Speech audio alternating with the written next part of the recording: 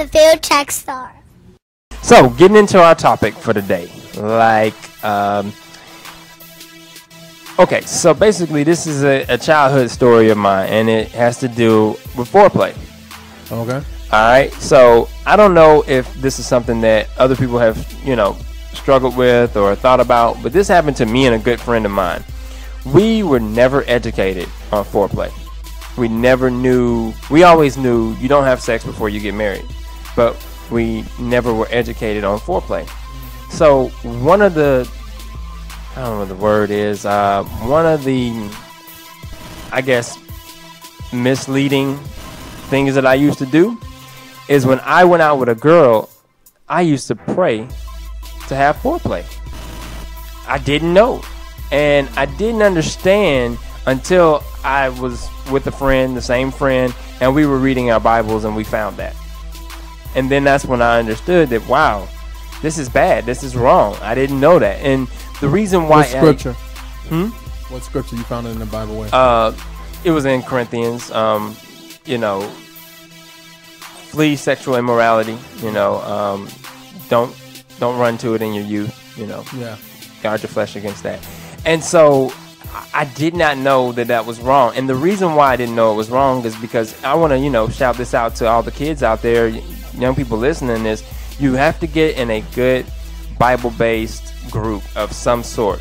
Get it with a leader, get with a mentor, because it was just me by myself, and I was hanging out with secular dudes that were having sex. And I thought, well, let me stay, clean, and let me stay behind the bar and not have sex, but still enjoy the fruits of other labors. So, it was wrong, but I just definitely had to put that out there that, that was something that I did, and it felt right at the time. I didn't have any convictions on it until I read it in the Bible. So, just want to definitely talk about that and how to educate kids on that.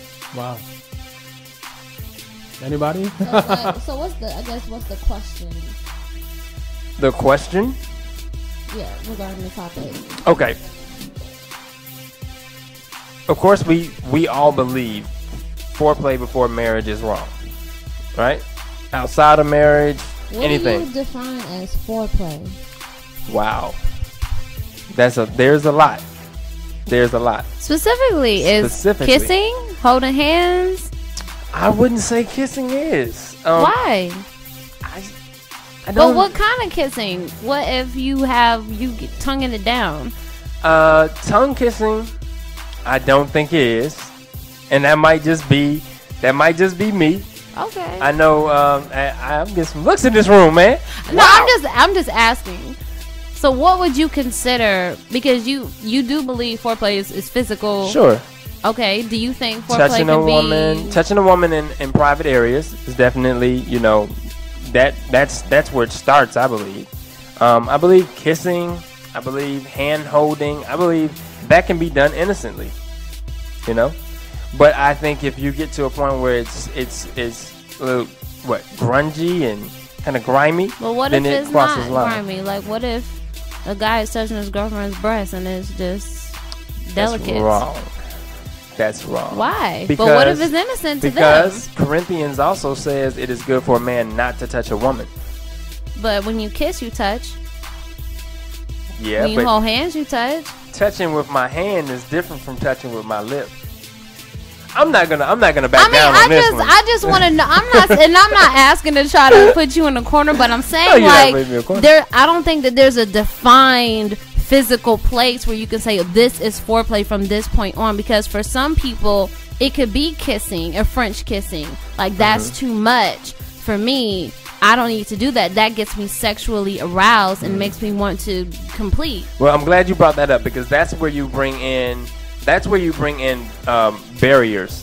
Like, you have to have levels in your relationship of what we're not going to cross, things that we're not going to do. And you have to also know your own weaknesses. Right. I know people that were, spiritual leaders and pastors that said, well, that doesn't bother me. Our very own Shantana doesn't have the same convictions that I have. Like, I walked in one day, we were watching a movie, and I was like, oh, Sean, we're going to have to, fast forward this part. And he was like, why? And I was like, well, something's getting ready to come up. And he was like, so? And I was like, well, this is going to bother me. And you said, it's not going to bother me. And I said, oh, okay, if you're strong, I'm going to sit here and be strong with you. But that wasn't the case, because when it happened, I wasn't strong anymore. I was falling down, and that wasn't good. I don't remember this hypothetical situation. I can tell you the movie. We were watching Illegal Tender. Oh, okay. But you don't really pay attention when we watch movies. You're always on your phone, editing, doing something. So, you know, it was almost like I had to say, hey, Sean, look up. But you didn't look up. So I looked up. So I knew where it was coming. You tried to get me to watch. No, I didn't say that. I said you have to say, Sean, look up when a part of a movie is good. Like we were watching Transformers or something. I just say, hey, Sean, look up. Dude's getting ready to get snatched out of the car. Like, it's going to be cool. So, and everybody, welcome Sean Tanner to the show, right? What you got to say on it? Because you and I have actually had this conversation.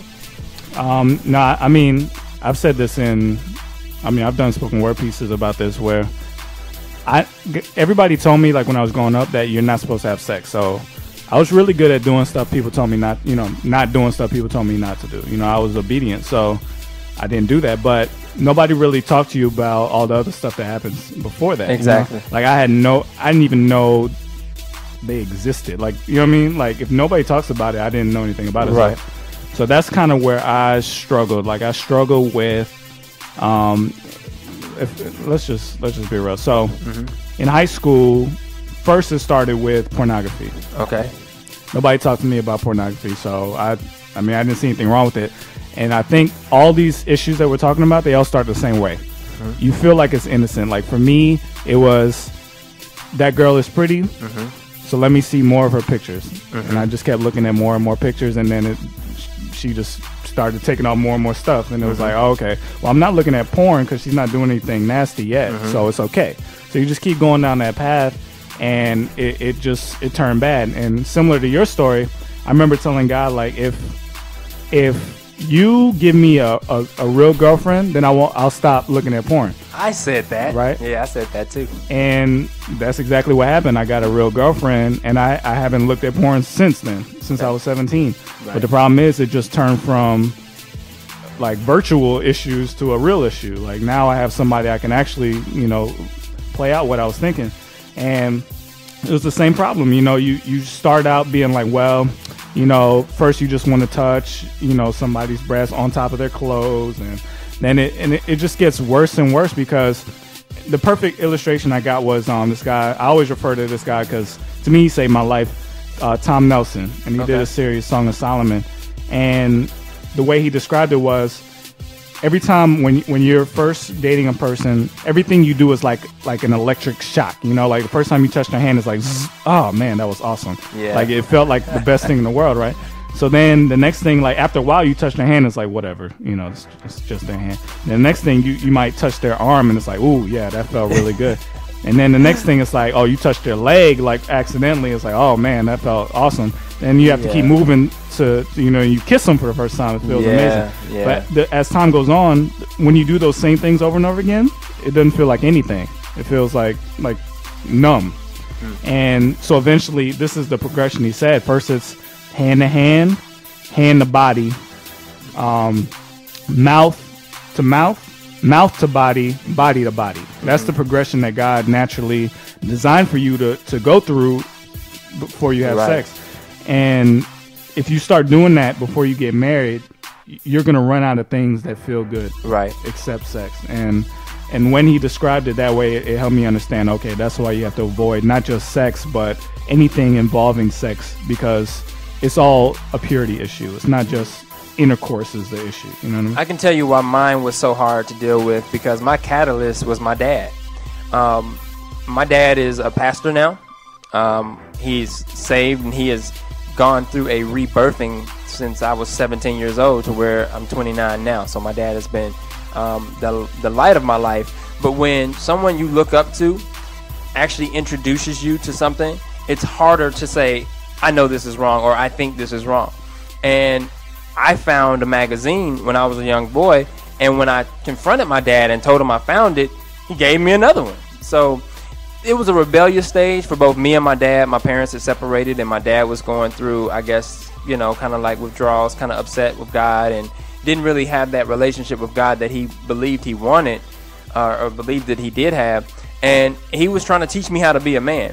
And that's the way he was trying to teach me, is through manly orders, I guess you could say, manly steps that he wanted me to take. But I struggled with that in several different areas, because it wasn't just foreplay that I was misconstrued on. I was also misconstrued on words, because I used to use the word hoe like my name, and I didn't know it was wrong. We were just calling girls that, and we didn't know it was wrong. We knew the B word was wrong, so we didn't say that. But then when I figured that out, I was like, hey, you know what? Let me clean this up. And then the N word, used to use that kind of loosely. And then I cleaned myself up from that. And it was with the same friends, so we were accountability partners that we just needed to, we had to learn these things together and teach each other and keep each other accountable.